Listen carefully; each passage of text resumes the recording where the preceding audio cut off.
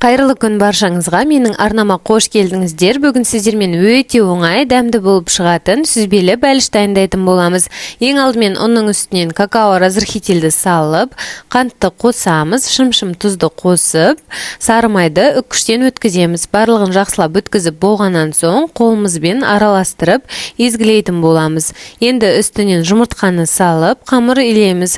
Қамырды илеп болғаннан соң, қалтаға салып, шамамен 1 сағаттай уақытқа тоңазытқышқа қалдыратын боламыз. Ол уақытта біз салмасын дайындаймыз. Салмасына ең қажетті зат ол бірінші сүзбе. Сүзбеге қантты салып, үстінен еріген сары майды құямыз. Және де жүгері крахмалын салып, жұмыртқаны саламыз. Енді блендердің көмегімен немесе шаңышқының көмегімен жақсылап езгілеп аламыз. Сонымен біздің салмамыз дайын. Енді өзімізге қажетті керекті форманы алып, астына пергамент қағазын төсейміз. Қамырды екіге бөліп, үлкен бөлігін астына жайып шығатын боламыз. Бортиктерді жасаймыз. Үстінен сүзбені салып, қалған қамырды бетіне үккіштен өткізіп шығамыз.